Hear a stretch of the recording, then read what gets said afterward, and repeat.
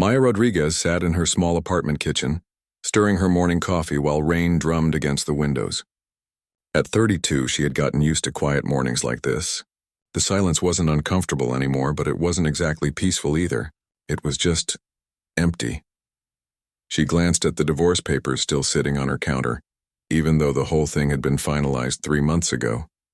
Her ex-husband Tony had taken most of their shared belongings, leaving behind only the basics and a pile of debt that Maya was slowly working through. The marketing coordinator job at a mid-sized advertising firm in downtown Seattle paid the bills, but barely left room for anything else. Maya picked up her phone and scrolled through social media, a habit she had developed during her lunch breaks and morning routines. Her high school friends were posting pictures of family vacations and new houses. College friends were celebrating promotions and anniversary dinners. Everyone seemed to be moving forward while Maya felt stuck in some kind of waiting room, unsure of what she was even waiting for. Her thumb stopped scrolling when she saw a memory pop up from 8 years ago. It was a photo from her college graduation, surrounded by family and friends. But what caught her attention wasn't her own smiling face in the cap and gown. It was the thought that hit her every time she reached these small milestones in life. She wondered where Alex Chen was and what he might be doing. Alex had been her first real love, the kind that happens when you're 17 and think you understand everything about the world. They had met in junior year chemistry class when the teacher paired them up for a semester-long project. Alex was quiet and thoughtful, the type of guy who actually read the assigned books and asked questions that made everyone else think deeper. While other couples in high school were dramatic and constantly breaking up and getting back together, Maya and Alex had been different. They studied together at the public library after school. They went to movies and shared popcorn while discussing the plot afterward. Alex worked part-time at a small electronics repair shop downtown, and Maya would sometimes stop by just to watch him carefully fix broken devices with the patience of someone much older. Alex had big dreams back then. He would talk for hours about starting his own technology company someday. He sketched out ideas for apps and websites in his notebook margins. While other kids their age were focused on weekend parties and drama, Alex was already thinking about the future. Maya found his ambition attractive, but in the way that teenagers admire something they don't quite understand yet. Their relationship felt mature and steady, which was probably why it hurt so much when it ended. Alex's father got a job offer in California that would double his salary. For a family that had been struggling financially, it wasn't really a choice. Alex would finish his senior year at a new school 3,000 miles away from everything familiar. They promised to stay together. They made plans to visit during school breaks. Alex even talked about applying to colleges on the West Coast, so Maya could join him after graduation. But long-distance relationships are hard enough for adults with money and freedom to travel. For two 18-year-olds with part-time jobs and no car, it was nearly impossible. The phone calls became less frequent. The text took longer to answer. When Alex did call, there were long pauses in their conversations, filled with the weight of everything they couldn't share from 3,000 miles apart. Maya was dealing with her own senior year stress, college applications, and family problems. Alex was trying to fit into a new school where he didn't know anyone. The final conversation happened on a Tuesday night in February. Neither of them wanted to say the words, but they both knew their relationship had already ended weeks earlier. They just hadn't made it official yet. Alex said he would always care about her. Maya said she understood why things had to change. They both cried after hanging up, but neither called back. Maya went to community college locally and then transferred to the University of Washington. She studied marketing because it seemed practical and stable. Alex disappeared completely from her daily thoughts, though he never quite left the corner of her mind where first loves live forever. She met Tony during her junior year of college. He was studying business and seemed confident about his future, in ways that reminded her a little of Alex, though Tony's confidence was louder and more obvious. They dated through college, got engaged 2 years after graduation, and married in a small ceremony that Maya's family couldn't really afford, but insisted on paying for anyway. The marriage lasted 4 years. Tony turned out to be the kind of person who made big plans but struggled with follow-through. He changed jobs frequently, always convinced that the next opportunity would be the one that made them rich. Maya found herself becoming the practical one, the person who paid bills on time and remembered, important dates and kept their life running smoothly, while Tony chased dreams that never quite worked out. When Tony finally admitted he had been having an affair with a coworker, Maya felt more relieved than heartbroken. The divorce was messy and expensive, but at least it was honest. For the first time in years, Maya didn't have to pretend that everything was fine when it clearly wasn't. Now, sitting in her small apartment with her simple job and simple life, Maya sometimes wondered what might have happened if Alex hadn't moved away. Would they have stayed together through college? Would they have gotten married and built a life together? Or would they have grown apart naturally, the way most high school relationships do? She had looked him up on social media a few times over the years, but Alex Chen was a common enough name that she never found the right person. She wasn't even sure she wanted to find him.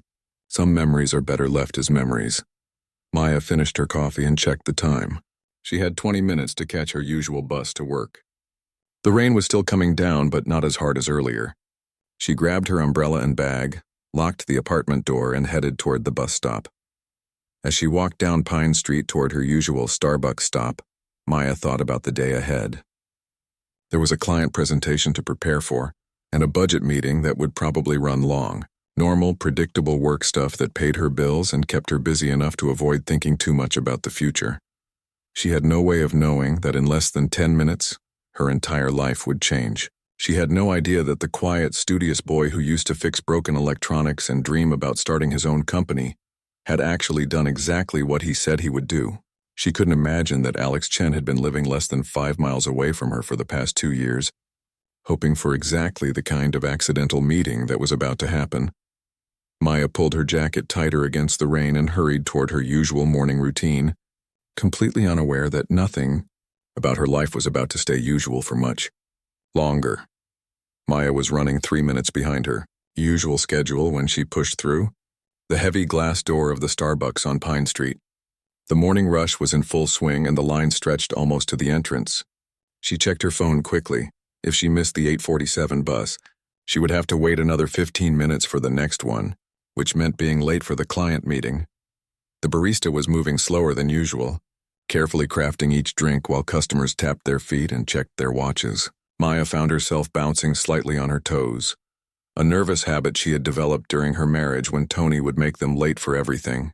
She was trying to break the habit, but stress still brought it out. "Maya, is that you?"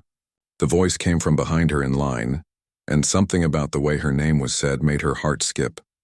Not many people said her name quite like that anymore. She turned around slowly, already knowing what she would see but not quite believing it. Alex Chen stood 3 people behind her in line, holding a black umbrella and wearing a dark gray coat that looked expensive but not flashy. His hair was shorter than she remembered, and he had filled out in the way that men do in their 30s. But his eyes were exactly the same, dark brown and thoughtful with little crinkles at the corners that appeared when he smiled. "Oh my God," Maya heard herself say, though it came out more like a whisper. "Alex?" The people between them in line shifted awkwardly as Alex stepped around them to reach her. Maya's brain seemed to have stopped working properly.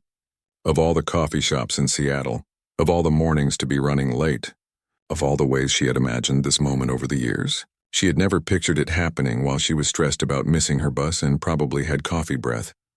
"I can't believe it's really you," Alex said, and his voice had the same gentle tone she remembered, though deeper now. "What are the chances?" Maya laughed, a sound that came out more nervous than happy. "I know, right? This is so crazy. I mean, what are you even doing here?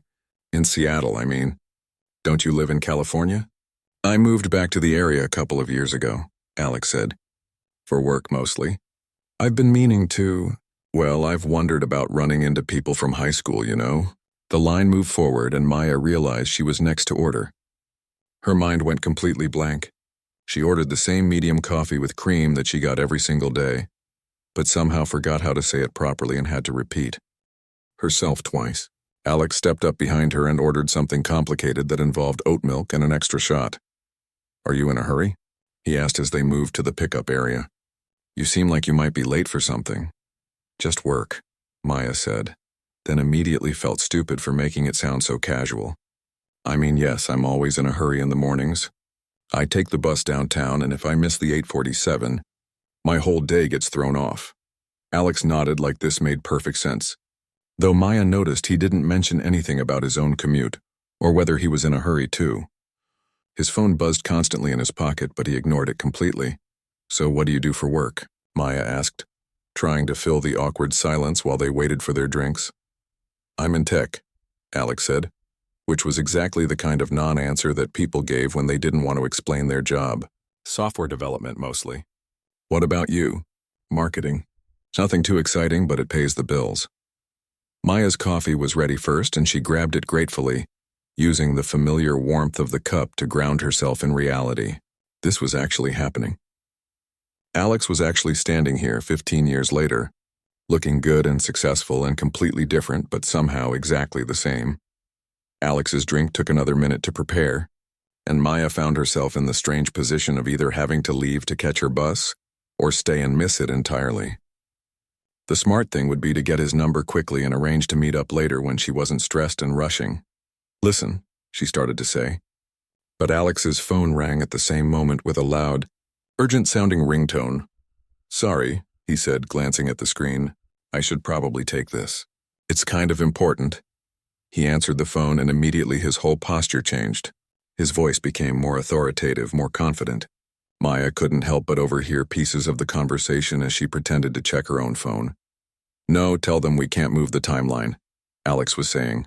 "The investors are expecting the demo next week, and we promised. I don't care what the engineers say about the bugs. We've dealt with worse problems than this."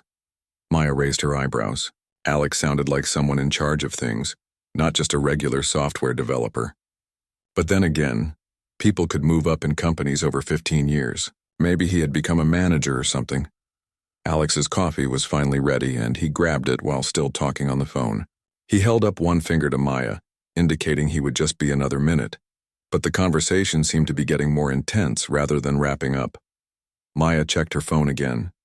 She had about 90 seconds to get to the bus stop if she wanted to make it. She could practically hear her manager's voice asking why she was late for the client presentation that everyone had been preparing for all week. "I have to go," she whispered to Alex, pointing toward the door. "My bus." Alex nodded and waved, but he was deep in conversation about something involving quarterly projections and market expansion.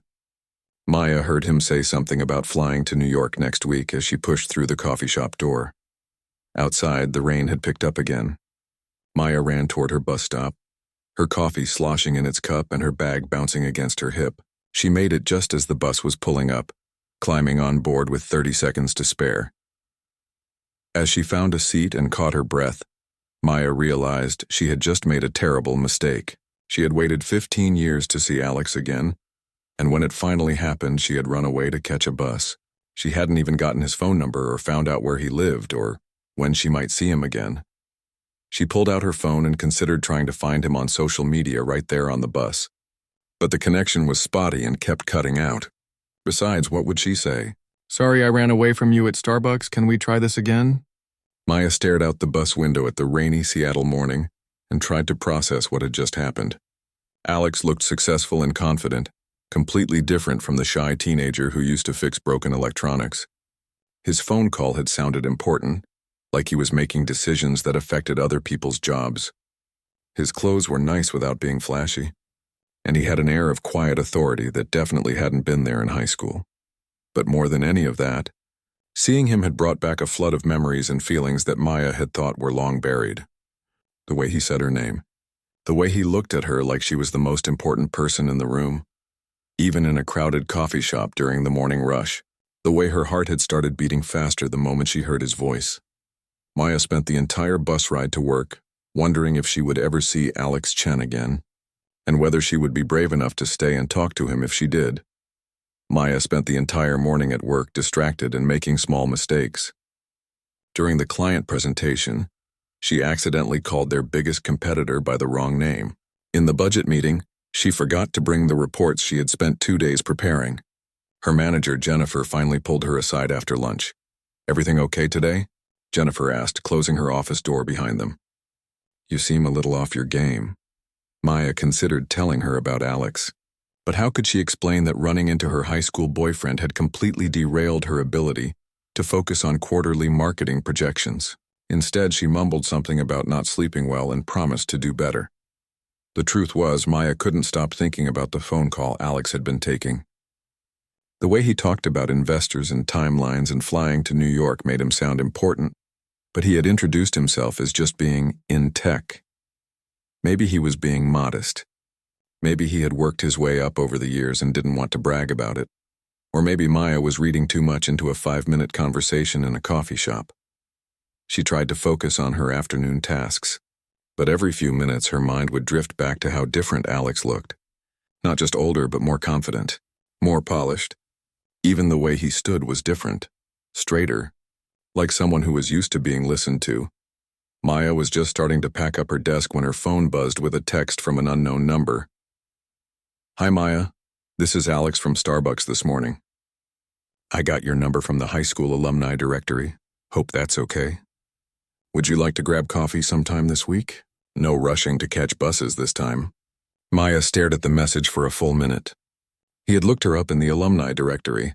That meant he had been thinking about her too. Enough to go through the effort of finding her contact information. It also meant he probably knew about her divorce, since her listing would show her current name instead of her married one. She typed and deleted about 6 different responses before settling on something simple. "Hi, yes, I'd love to catch up properly. Tomorrow after work? Same Starbucks around 6?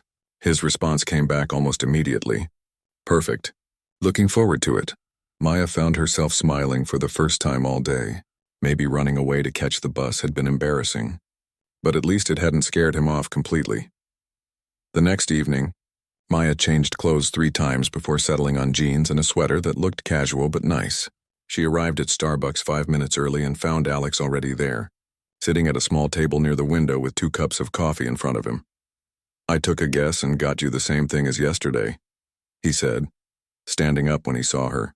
"Medium coffee with cream." "Good memory," Maya said, though she was surprised he had remembered such a small detail. She sat down across from him and took a sip. It was exactly how she liked it. For the first few minutes, they stuck to safe topics. Alex asked about her job, and Maya told him about the advertising firm and her work with local businesses. She asked about his move back to Seattle, and he said he had gotten tired of California and wanted to be closer to his family again. But as they talked, Maya started noticing things that didn't quite add up. When Alex's phone buzzed, which happened constantly, he would glance at it and sometimes his face would change, like he was dealing with something serious. But then he would put it away and give her his full attention again, as if whatever was happening could wait. "Sorry about all the interruptions," he said after the 4th or 5th buzz. "Work has been crazy lately. What kind of software development do you do exactly?" Maya asked. Alex paused for just a moment, like he was choosing his words carefully. "Mostly artificial intelligence stuff. Machine learning, data analysis. Pretty boring technical stuff." It didn't sound boring to Maya, but she didn't push. Some people were just private about their work. When they finished their coffee, Alex insisted on walking her to her car, even though it meant going several blocks out of his way. As they talked and walked, Maya found herself falling back into the easy conversation they used to have in high school. Alex was still thoughtful and curious, asking questions about her life and actually listening to the answers. "This was really nice," Maya said when they reached her car. "We should do it again sometime." "Definitely," Alex agreed. "Maybe dinner this weekend?" "There's a great place downtown I've been wanting to try," Maya agreed, and they hugged goodbye. It was brief and friendly, but Maya felt the same flutter in her stomach that she used to get when they were 17. Over the next 2 weeks, they met for coffee 3 more times and had dinner twice. Maya looked forward to these eatings more than she had looked forward to anything in months. Alex was easy to talk to and seemed genuinely interested in her life, even the mundane parts like her morning bus routine and her coworker drama. But the small things that didn't make sense kept adding up. At dinner, Alex always picked expensive restaurants and never looked at the prices on the menu. When Maya offered to split the bill, he waved her off like money wasn't even a consideration. His watch looked expensive, though Maya didn't know enough about watches to be sure. His car, when she finally saw it, was a sleek black BMW that looked like it had just rolled off the lot. Most telling of all was the phone calls. Alex's phone rang constantly, and when he did answer, Maya caught pieces of conversations that sounded much more important than regular software development work. She heard him talking about board meetings and acquisition deals and hiring decisions. Once, she heard him tell someone that they needed to reschedule a conference call with investors because he would be traveling. "You must have a really demanding job," Maya said after one particularly intense phone call interrupted their dinner. Alex looked uncomfortable. "It's just a busy time right now. We're launching a new product, so everyone's stressed." Maya nodded, but something in his tone suggested there was more to the story. She was starting to suspect that Alex might be more successful than he was letting on, but she couldn't figure out why he would hide that from her. The answer came by accident the following Tuesday night. Maya was at home, half watching television and scrolling through her phone when she decided to do something she had been avoiding. She Googled Alex's name. The first few results were for different Alex Chens, a doctor in Portland, a teacher in Vancouver, a college student in California. But the fourth result made Maya's heart stop. It was a Forbes article from 3 years ago with a photo that was unmistakably Alex, though he was wearing a suit and looked more serious than she had ever seen him. The headline read, "Young tech entrepreneur sells AI startup to Google for $340 million. Maya read the article twice, then Googled his name again to make sure she had found the right person.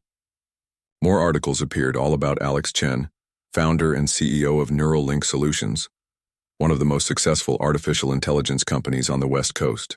According to the internet, Alex wasn't just successful, he was wealthy beyond anything Maya could have imagined. Maya sat on her couch, staring at her phone and trying to process what she had discovered. The shy, thoughtful boy who used to work at an electronics repair shop had become exactly what he said he wanted to become all those years ago. But instead of being proud of his success, he had been hiding it from her. The question was why. Maya couldn't sleep that night. She kept reading article after article about Alex and his company, trying to match the person described in these business magazines with the quiet, modest man she had been having coffee with for 2 weeks. According to Forbes, Alex had started Neuralink Solutions in his tiny apartment in San Francisco when he was 25. The company developed artificial intelligence software that helped other businesses automate their customer service and data analysis. Within 3 years, they had major contracts with Amazon, Microsoft, and dozens of smaller companies. The Google acquisition had made Alex incredibly wealthy, but he had stayed on as CEO and moved the company's headquarters to Seattle 2 years ago, right around the time Maya's divorce was becoming final. Maya stared at that detail for a long time. Alex had moved his entire company from California to Seattle 2 years ago. He said it was to be closer to family, but his parents still lived in California according to an older interview she found. His sister lived in Portland, which was closer to San Francisco than Seattle. So why Seattle? And why was he being so secretive about his success? Maya barely functioned at work the next day. She kept thinking about all the small lies Alex had told. Not big obvious lies, but careful omissions and half-truths. He wasn't just in tech, he owned a tech company. He wasn't just doing software development, he was running a business that employed over 200 people. And when he said work was busy, he meant he was managing a company worth hundreds of millions of dollars. The more Maya thought about it, the more confused and hurt she became. Why would Alex lie to her about his success? Was he embarrassed about being wealthy? Was he afraid she would only be interested in his money? Or was there something else going on that Maya wasn't seeing? She decided to confront him at their planned coffee meeting that evening. Maya arrived at Starbucks early and found their usual table, her hand shaking slightly as she waited. When Alex walked through the door looking relaxed and happy to see her, Maya felt her stomach tighten with anxiety. "Hey," Alex said, leaning down to hug her. "How was your day?" "Actually," Maya said, staying seated instead of hugging him back, "I need to talk to you about something." Alex's expression changed immediately. He sat down across from her and Maya noticed how his whole posture shifted into something more guarded. "This might sound crazy," Maya began, "but I Googled your name yesterday." Alex went very still. His face didn't change, but Maya could see something shift behind his eyes like a door closing. "And?" he said quietly. Maya pulled out her phone and showed him the Forbes article with his picture. Neuralink Solutions, $340 million? CEO Alex Chen. Alex looked at the phone screen for a long moment, then sat back in his chair and ran his hands through his hair. "Okay," he said finally. "Yes, that's me. So when you said you were in tech, Maya said, trying to keep her voice calm. You meant you own a tech company? Yes. And when you said you do software development, you meant you run a company that develops software? Yes. Maya waited for him to explain, but Alex just sat there looking uncomfortable and guilty. His phone, which usually buzzed constantly, was silent in his pocket. I don't understand, Maya said finally. Why didn't you tell me? Why lie about what you do? Alex was quiet for so long that Maya wondered if he was going to answer at all. When he finally spoke, his voice was quieter than usual. I wasn't lying exactly. I didn't want things to be weird between us. Weird how? Come on, Maya, you know how weird. If I had told you that first day that I was worth hundreds of millions of dollars, what would you have thought? Maya considered this. I probably would have been surprised. Maybe impressed. Exactly. And then every conversation we had after that would have been about money. You would have wondered if I was showing off or trying to impress you, or if you could trust that I actually cared about you and wasn't just looking for someone to spend my money on. Maya could see his point, but it didn't explain everything. Okay, but we've been meeting for 2 weeks. When were you planning to tell me the truth? Alex looked down at his hands. I don't know. I kept waiting for the right moment, but then I realized there probably isn't a right moment for something like this. There's something else I don't understand, Maya said. You moved your company to Seattle 2 years ago. You said it was to be closer to family, but your family doesn't live here. Alex went very still again, and Maya knew she had hit on something important. Why did you really move to Seattle, Alex? For a moment, Maya thought he wasn't going to answer. Then Alex looked up at her with an expression she couldn't quite read. I moved here because of you. Maya blinked. What? I found your Facebook profile about 3 years ago. I saw that you lived in Seattle, and that you had gotten divorced. I started thinking about you more and more, wondering what you were doing, whether you were happy, whether you ever thought about me. Maya felt like the air had been knocked out of her lungs. You moved your entire company because you saw my Facebook page? I know how it sounds. But Maya, I never stopped thinking about you. Not completely. Every major thing that happened in my life, every success, every milestone, I wanted to share it with you. I wanted to call you and tell you about it. Do you know how many times I almost contacted you over the years? Maya stared at him. So you moved here and what? Hoped we would run into each other? I researched where you worked. I figured out your daily routine. I knew you went to that Starbucks every morning at the same time.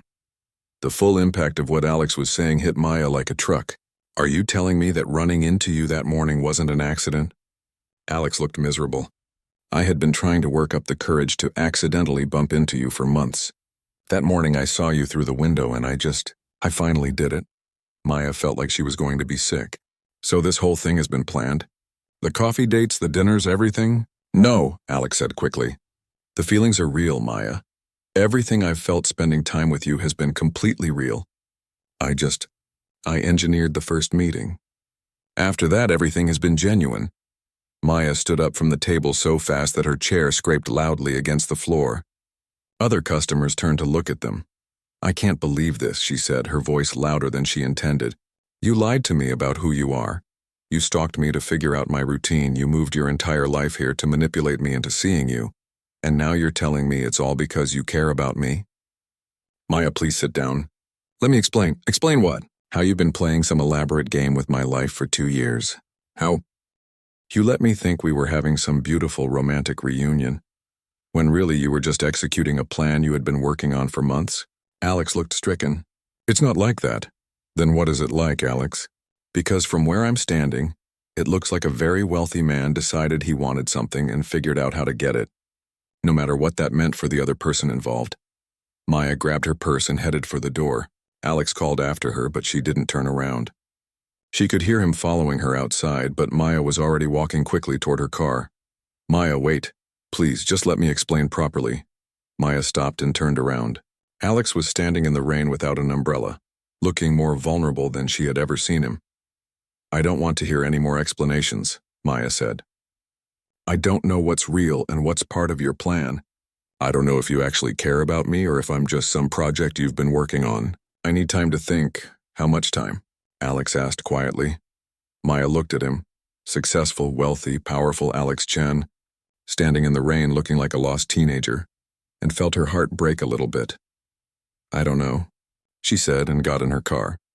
Maya spent the next week feeling angry, confused, and somehow heartbroken all at the same time. She couldn't decide which emotion was strongest.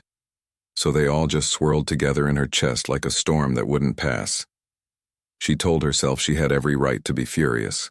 Alex had lied to her, manipulated their meeting, and kept his real identity secret for weeks.